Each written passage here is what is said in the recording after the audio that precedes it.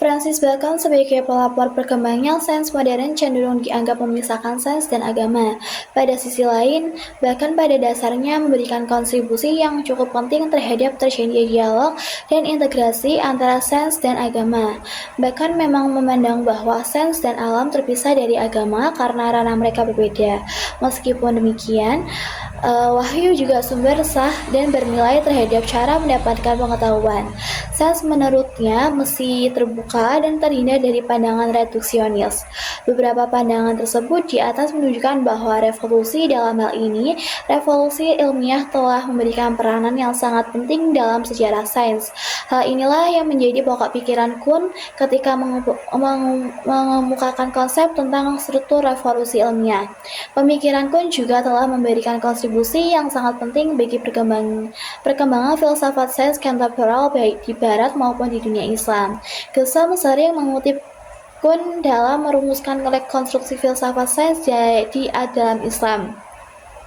Persoalan karakteristik hipotesis ilmiah dan perbedaan antara sains dan non-sains bagi Gesam telah dijelaskan secara baik oleh Popper dengan prinsip falsifikasinya. Sebuah hipotesis dapat dikatakan ilmiah setelah dilakukan proses falsifikasi sehingga dapat diuji dan dibuktikan bahwa ia benar atau salah. Selain Popper, Gesam juga sangat mengapresiasi Thomas Kuhn. Thomas Kuhn melihat bahwa teori sains berkembang dan diterima oleh masyarakat sepanjang periode yang disebutnya dengan sains normal atau normal science, dan teori tersebut menjadi sebuah paradigma. Paradigma tersebut akan diganti melalui revolusi setelah ditemukan banyak anomali. Kuhn sangat meragukan adanya objektivitas dan universalitas sains karena paradigma pada periode sains normal dan penentuan berbagai anomali sebelum revolusi sangat ditentukan oleh subjektivitas ilmuwan itu sendiri. Bagi Gesam, pandangan Kuhn dan pendukungnya benar-benar mendobrak konsep tentang fakta kebenaran secara menyeluruh. Imre Lakatos memperkuat pandangan Kuhn paradigma. Pemikiran lain yang mendapat perhatian cukup serius dari Gesam adalah Imre Lakatos. Lakatos memandang bahwa paradigma bukan bersifat individual, melainkan kolektif. Perubahan paradigma mesti melalui program riset yang dimulai dari seperangkat fakta atau asumsi sampai mendapatkan hasil baru. Berbedaan dengan ketiga filsuf sebelumnya, Paul Feyerabend memandang bahwa tidak ada batasan sains baik isi maupun metodenya. Semua ide dan teori dapat dibawa ke dalam pembahasan dan kajian sains. Konsepnya disebut dengan serba boleh atau anything goes. Ada beberapa definisi dan karakteristik sains modern yang tidak begitu dipahami oleh sebagian praktis sains maupun kritikus sains. Karakteristik tersebut adalah naturalisme, metodologis, ketidakpastian, perubahan, universalisme atau objektivisme, dan independensi. Naturalisme metodologis cenderung memandang dunia dan alam ini seolah-olah tidak ada Tuhan. Gesam menilai adanya kecenderungan baru dari para sejarawan, filsuf, dan kritikus sains untuk mengungkapkan Eurocentrism, sains barat yang mengembangkan sebuah pandangan baru tentang pengembangan sains pasca kolonialisme yang berperan penting dan tepat bagi semua budaya baik dulu maupun sekarang. Berbagai filsuf dan kritikus sains seperti Raffles dan Sadar secara tegas mengungkapkan berbagai kelemahan dan penyakit sains modern. Raffles menilai bahwa sains ditemukan dan diproses oleh komunitas yang terdiri dari ilmuwan, penulis, dan juga guru. Istilah sains ditemukan dalam sosiologi diganti dengan dekonstruksi. Raffles bahkan mengemukakan beberapa ciri-ciri sains modern yang jelek, sembrono, dan juga kotor. Sadar bahkan mengungkapkan bahwa pengembangan sains di Amerika sangat ditentukan oleh militer. Perkembangan sains kontemporer memunculkan beberapa pandangan dan teori tentang sains. Para filsuf sains kontemporer memberikan warna tersendiri terhadap sains. Di samping Kuhn, Lakatos, dan Feyerabend yang telah disebutkan di atas, ada seorang filsuf yang tidak kalah pentingnya yaitu Karl Popper yang mengemukakan teori falsifikasi. Falsifikasi bertolak belakang dengan verifikasi. Verifikasi lebih kepada cara membuktikan kebenaran suatu teori ilmiah, sedangkan falsifikasi adalah upaya membuktikan bahwa suatu teori salah. Apabila teori tersebut dapat dibuktikan salah, maka dengan sendirinya teori tersebut gugur. Falsifikasi adalah cara untuk membedakan antara sains dan non-sains, dan ia menjadi poin penting dalam metode ilmiah. Menurut Gusam, falsifikasi merupakan metode dan konsep yang paling tepat dalam memecahkan dan menjelaskan persoalan keilmuan dewasa ini. Umat Islam, mulai dari masyarakat awam sampai kepada kalangan terdidik, sayangnya tidak begitu memahami dan menjadikan metode falsifikasi sebagai prinsip pengembangan keilmuan dalam Islam. Sains memberikan dampak yang kuat terhadap pandangan dunia dan kepercayaan suatu masyarakat. Oleh karena itu, filsafat metode dan batasan sains harus dikembangkan dan dikawal dengan jangan sampai mengarah pada pandangan dunia atau paradigma sains teknokratik atau materialistik. Gusam sangat menyayangkan bahwa sebagian besar ilmuwan muslim cenderung mengabaikan dan meremehkan pentingnya penguasaan filsafat sains ataupun sejarah sains. Salah satu kelemahan sains yang berkembang di barat adalah berkembangnya sebuah aliran atau pemahaman yang disebut dengan saintisme. Saintisme memandang bahwa ada satu kenyataan yang dapat diterima, yaitu kenyataan yang dapat dibenarkan oleh metode sains, yaitu kenyataan empiris. Kenyataan dalam paham ini adalah bersifat one-dimensional atau satu dimensi. Saintisme dan naturalisme adalah sebuah konstruksi pemikiran barat yang tidak sesuai dengan dasar metafisika, metode, dan batasan filsafat sains dalam perspektif Islam. Oleh karena itu, Gusam menawarkan sebuah pandangan seperlunya membangun sebuah scientistic atau theistic science yang diharapkan dapat menjadi solusi sebagai berbagai krisis sains modern seperti dalam bentuk kerusakan lingkungan, sosial, dan lain sebagainya. Saintisme dan naturalisme bukanlah hasil otomatis dari sains modern, melainkan lebih sebagai pola pikir yang dikonstruksi oleh para pemikir barat yang kehilangan landasan metafisis, metode, dan batasan tertentu dari perdebatan sains modern. Bagi Rustum Roy, saintisme adalah bentuk fundamentalisme dalam sains. Ia mendefinisikan saintisme sebagai sebuah keyakinan reduksionis absurd yang berpandangan bahwa semua kebenaran dan realitas dapat dipelajari dan didistribusikan satu-satunya hanya dengan sains. Ungkapan hanya melalui sains terhadap tersebut menunjukkan kekhasan dari saintisme dibandingkan dengan pandangan-pandangan umum tentang sains. Isu-isu terkait dengan sains modern pada masyarakat muslim dewasa ini adalah kalender Islam, teori evolusi, dan penyembelihan hewan. Ketika isu tersebut sering didiskusikan dan diperdebatkan apakah sesuai dengan ajaran Islam atau tidak. Beberapa golongan masyarakat muslim memandang perlu sistem kalender yang didasarkan pada lunar system dan menolak sistem penanggalan Masehi. Teori evolusi cenderung ditolak berdasarkan teks klasik dan pemahaman terhadap proses penciptaan alam yang ada di dalam kitab suci. Persoalan penyembelihan hewan dan status halal juga sering diperdebatkan dalam konteks hukum Islam terkait dengan penyembelihan yang menggunakan teknologi. Ketiga isu tersebut menjadikan persoalan yang cukup penting, akibatnya meningkatnya penggunaan pendekatan literal di dunia Islam ketika dikaitkan dengan sains modern.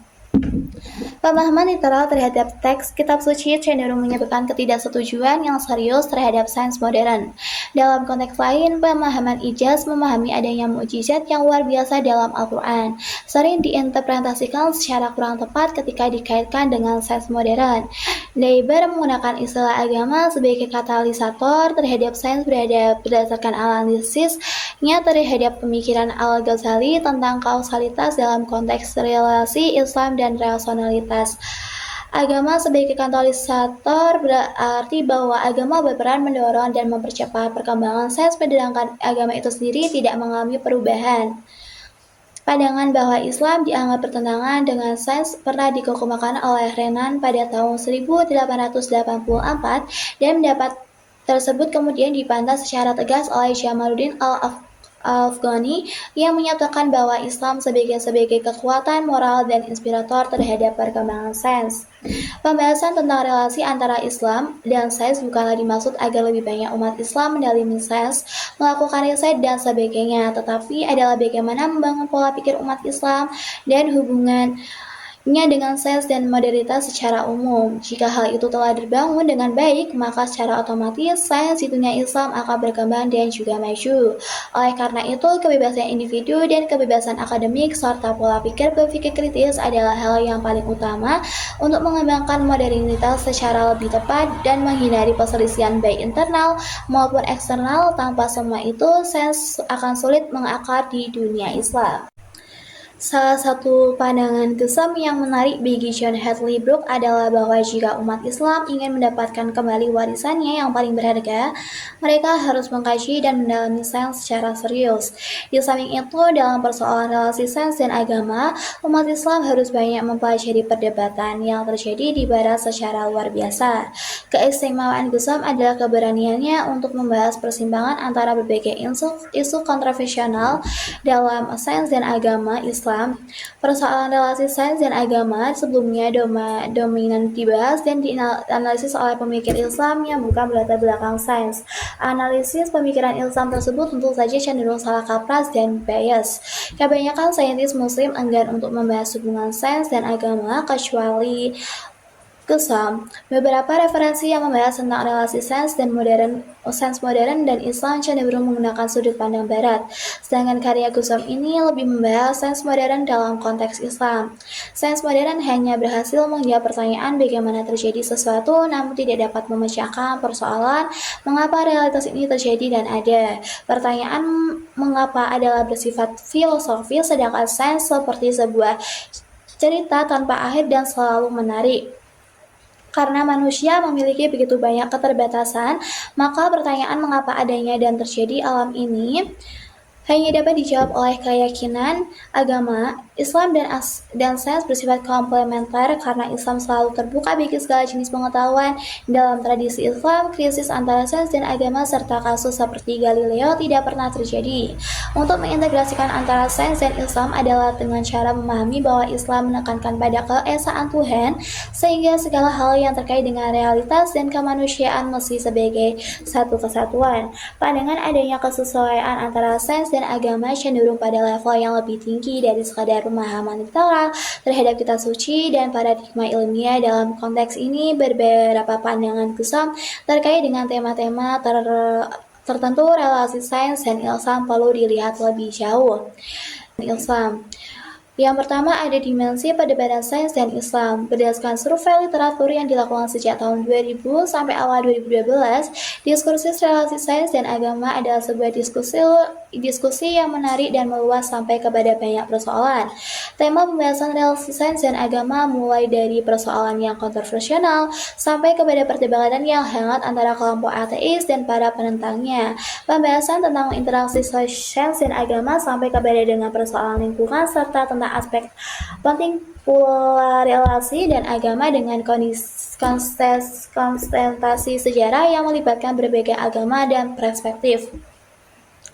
Diskursus sains Islam dan dengan berbagai ragamnya seperti yang dikembangkan oleh Nasr, Al-Attas, Sardar, Al-Faruqi, Bukhari, dan yang lainnya lebih cenderung kepada perdebatan persoalan teologis atau teologikal daripada keilmuan saintifik.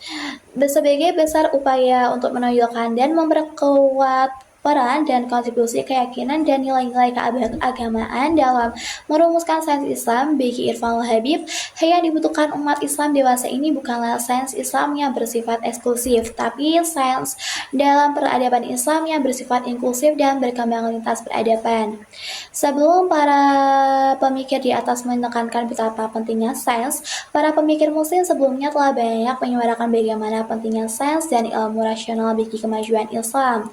Ernest Renan, Syamaluddin Al-Afghani, dan Mustafa Kemal pada prinsipnya sangat menekankan peran ada dan kesesuaian antara ajaran Islam dan sains serta modernitas.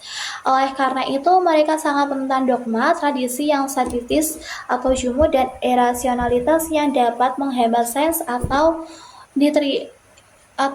diterimanya ilmu-ilmu rasional. Hal yang penting perlu diketahui bahwa masing-masing tokoh tersebut tentu saja memiliki perbedaan, seperti Mustafa Kemal mendukung liberalisme dan sekularisme.